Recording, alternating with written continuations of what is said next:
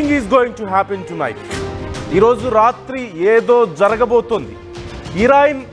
Israel మధ్య జరుగుతున్నటువంటి యుద్ధం నెక్స్ట్ లెవెల్కి రీచ్ అవ్వబోతోందా అనేటువంటి ప్రశ్న ఇక్కడ ఉత్పన్నమవుతోంది. జరుగుతున్నటువంటి పరిణామాలు చూస్తే అలాగే అనిపిస్తుంది. ఇరాన్ ఓవైపు భీకరమైనటువంటి స్ట్రైక్స్ చేస్తుంది ఇజ్రాయెల్ మీద, మరోవైపు ఈ నేపథ్యంలో ఇజ్రాయెల్ కూడా తిరిగి అంతే భయంకరమైనటువంటి స్ట్రైక్స్ ఇరాన్ మీద చేసింది. దానికి సంబంధించి ఇజ్రాయెల్ ఒక లిస్ట్ని కూడా రిలీజ్ చేసింది. ఎక్కడెక్కడ తాము స్ట్రైక్ చేసి ఎలాంటి నష్టాన్ని ఇరాన్కి చేశామో ఒక లిస్ట్ని రిలీజ్ చేసినటువంటి పరిస్థితి. ఈ లిస్ట్లో వాళ్ళు ఇచ్చినటువంటి డీటెయిల్స్ చదివే ముందు ఒక విషయం ఇక్కడ మనం గమనించాలి. ఖతార్ ఎయిర్ స్పేస్ను మూసివేస్తూ నిర్ణయం తీసుకుంది. ఇది చాలా కీలకమైనటువంటి అంశం. అలాగే యుఏఈ కూడా జాగ్రత్త పడుతున్నట్టుగా తెలుస్తుంది. రైట్, స్క్రీన్ మీద మనం చూస్తున్నాం. ఇది ఒక అంటే ఆర్టీవీ చూస్తున్నటువంటి వీక్షకులకు ఇది ఒక చిన్న డిస్క్లైమర్ అని చెప్పొచ్చు.